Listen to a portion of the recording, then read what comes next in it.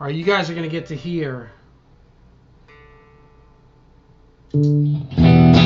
all the basic guitars. The only guitars I don't have is the acoustics, and I'm not bringing in my black Les Paul. That's for a different thing. But I'm gonna run through them all. Not a lot of talking, just clean. And we'll use some pedals and AC30 and Fender Deluxe reverb. This is my Gretsch.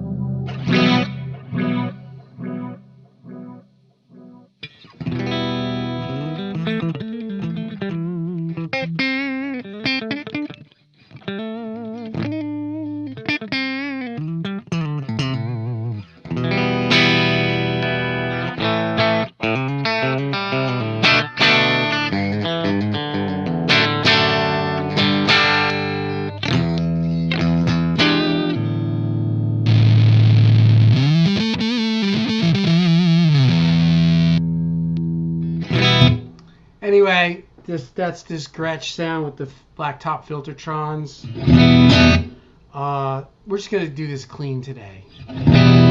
We'll do our another day. We'll do the crunch. This is a great guitar, unbelievable guitar. Just cheap, well built, stays in tune, sounds cool. Very fun to work with. All right, next.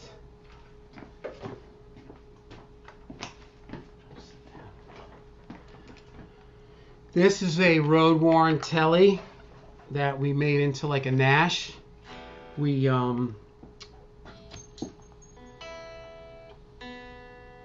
They should be pretty much in tune, yes. We had a Nash in the studio for about a year. This was in Hollywood a long time ago, and the dude took it back, and we loved it. So the guy that played at the time in the studio with me said, "Why don't you just get a road worn, and then we'll figure out what pickups were in the Nash." So I called Bill Nash, and they're Lawler Specialties. So we bought a road worn. I put in the vintage 6 saddle because I like to intonate them, and Lawler Specialties, and it's my $700 Nash guitar.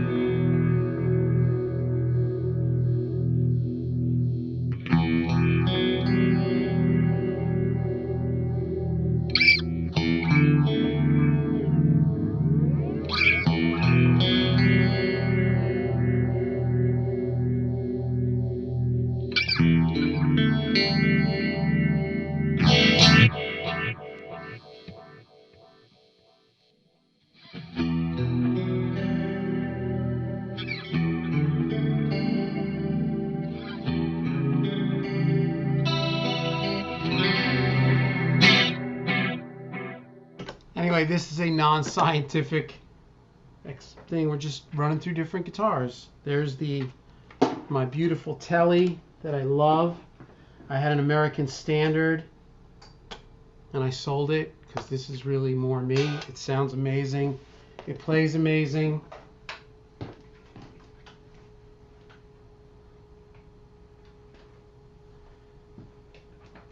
This is, so you'll see I have a serious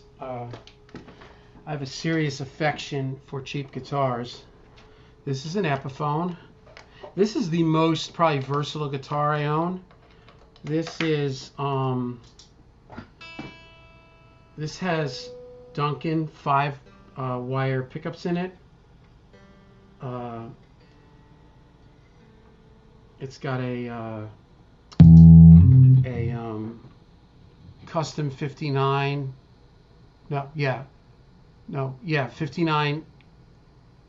Right, custom, right? Yeah, 59 custom hybrid in the bridge, and a 59 in the neck, and they both tap. This is this is my top 40. When I do top 40 gigs, I bring this because you can do, Uptown Funk and Get Lucky and disco, and then you could do Guns N' Roses and Metallica with it. So here it is between the pickups.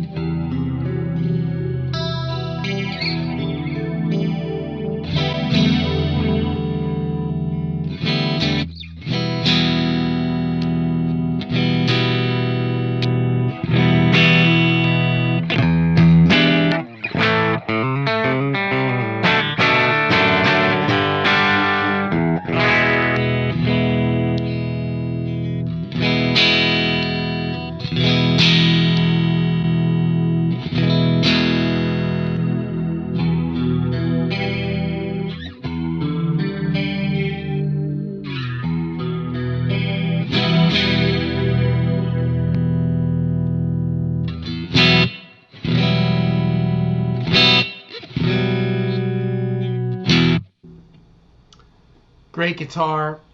Again, super versatile. We're not doing the crunch tones, but if we had the Marshall up, this would, this sounds like Sweet Child of Mine. It sounds like rock and roll. There you go.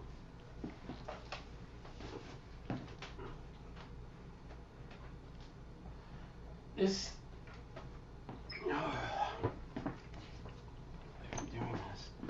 is the guitar that I grew up playing. I've had this since I was a kid. I bought it. It's a 78 reissue of a 62, and I think I bought it in 79. I bought it out in front of Modern Music in Fort Lauderdale. Great center pickup. This guitar has been butchered, and the Floyd Rose is just butted. I don't use it. It's stop plated. This was my Van Halen guitar.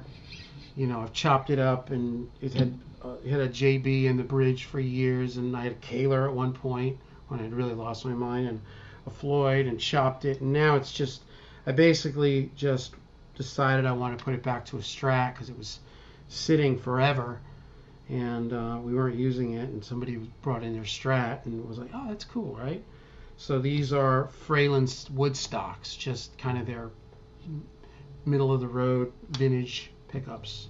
So here it is, old Strat.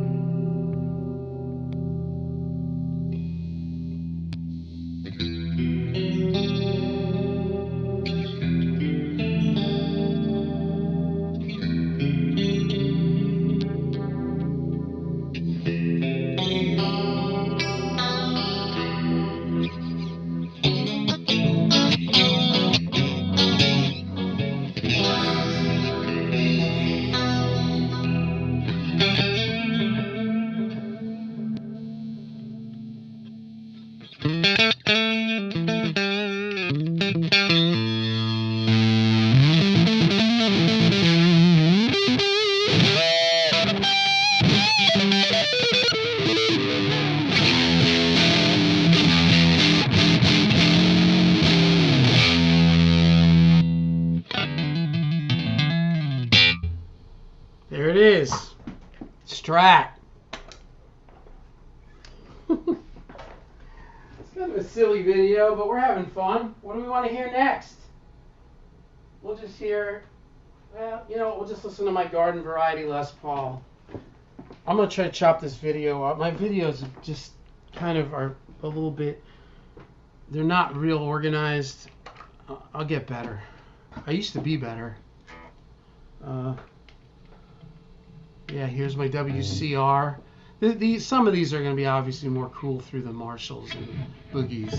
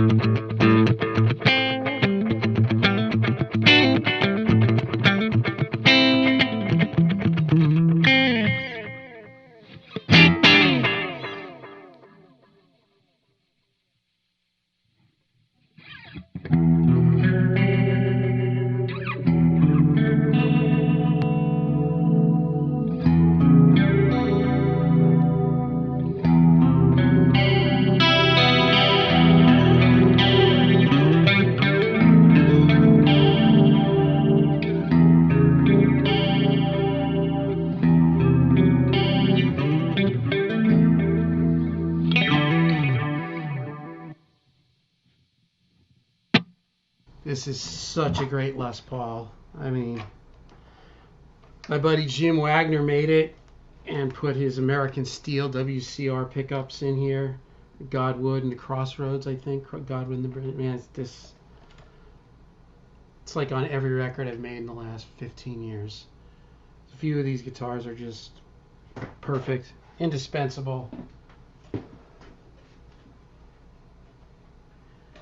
I'm gonna try this guy. This is a beater that I bought. Got this for next to nothing. I was gonna throw 11s on it and raise the action and learn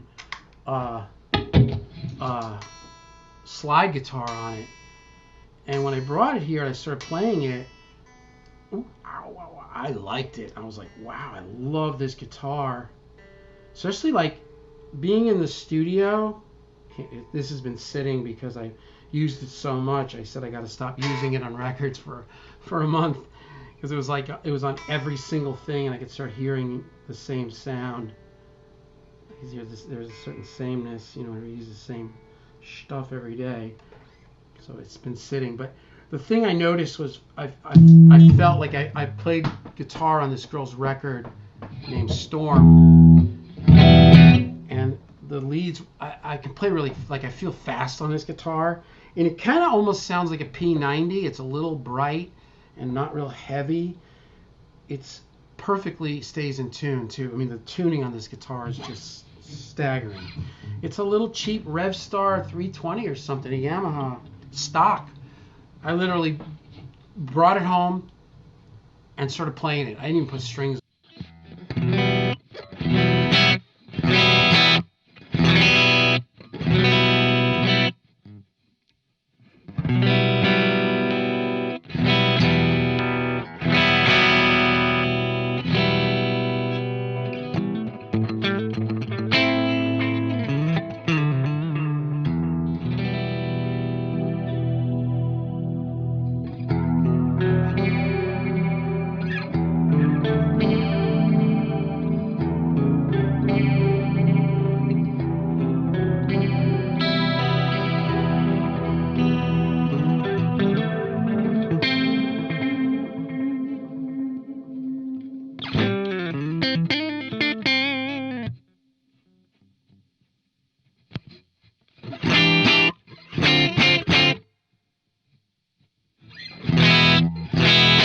Used at Sam Amish, but it still had plastic on everything. It was like somebody bought it, brought it home, and go, I don't want it, and brought it back.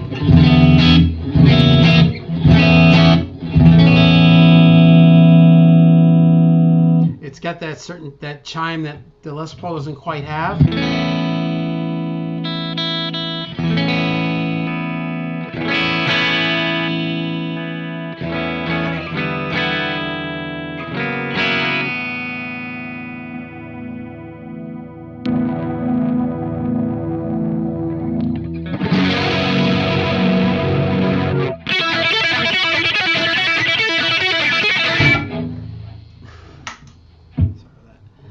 Anyway, the guitar just fits my hands.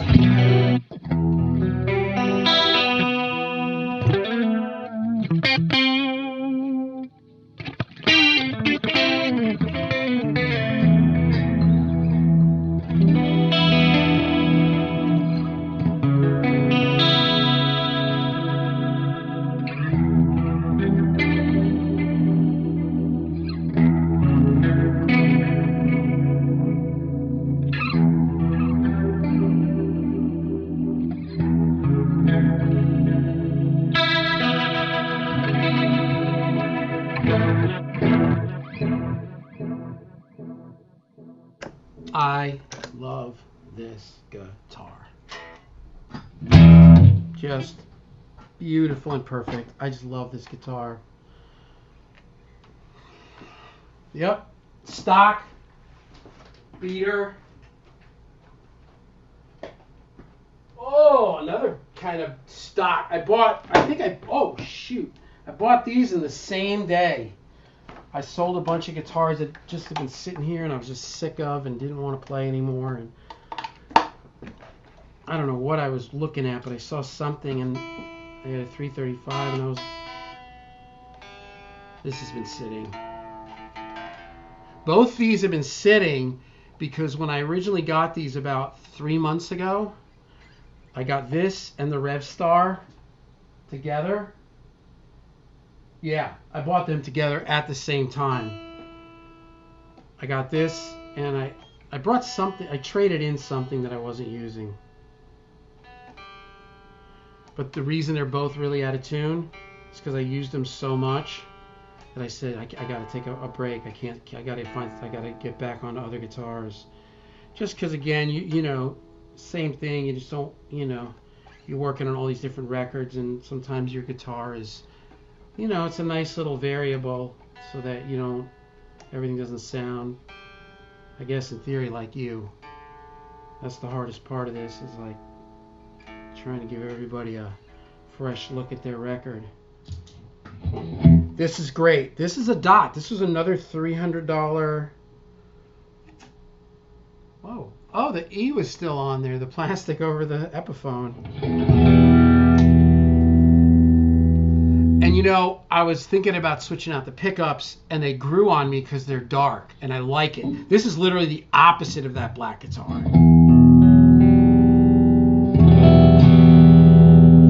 And these remember, these are kind of hitting the front end of these amps. They're not as clean. Both my amps are clean as long as I usually play single coils. If I can back them off more, but they're kind of right where I like.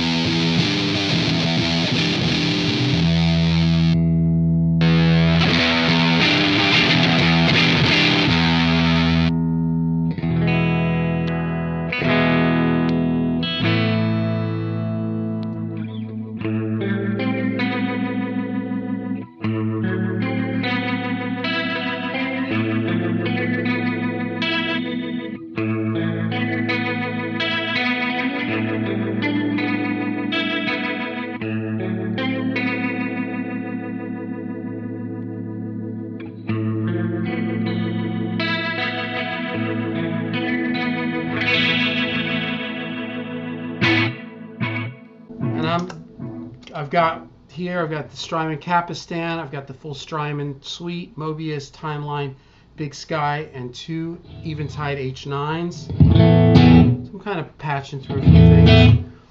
And I set this up now with, I had everything going through the computer, the laptop, to run the pedals.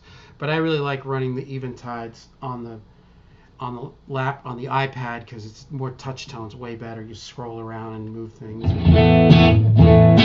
anyway, there it is. This is a dot Epiphone, and the inlays are so same color I can't see them, so we'll put tape there, because when I used it on the first record, I kept getting lost around the neck because I couldn't see anything. And ladies and gentlemen, it's the final well, actually, there's one more after this. This is a Dan Electro baritone. I don't know if it's in tune.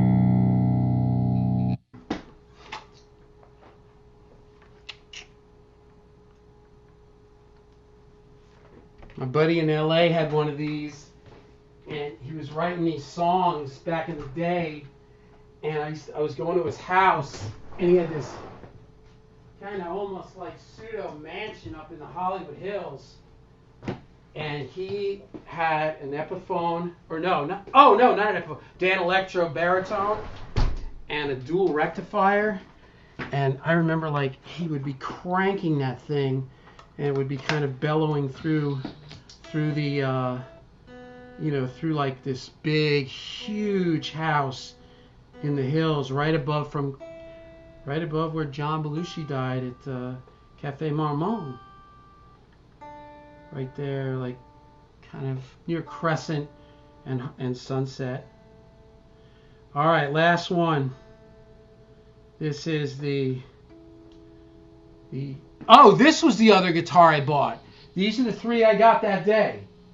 I bought the Revstar, the Yamaha, the Epiphone 335, and this. This is just a Fender Squier. A little bit different though.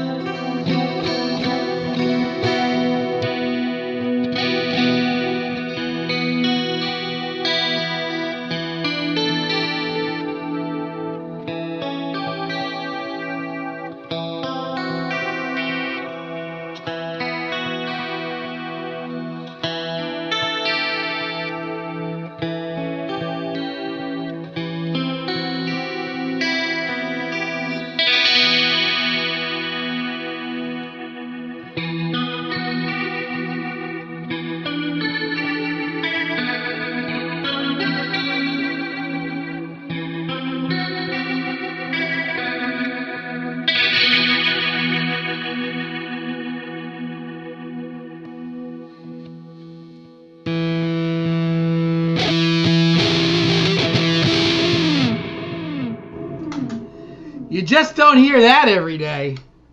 Anyway, I had one of these back in Hollywood. The guy that worked with me, Greg, was into this Nashville tuned, and we had we bought a little Squire, and it was so much fun, and he used the hell out of it and got me into it. I thought, oh, let's make it better, and I went and bought new pickups for it. I bought Seymour Duncan Texas Specials, had it set up, like I switched out the electronics with the better pots. It didn't sound as good because it just sounds nice with these cheap, thinner, brighter, stock Squire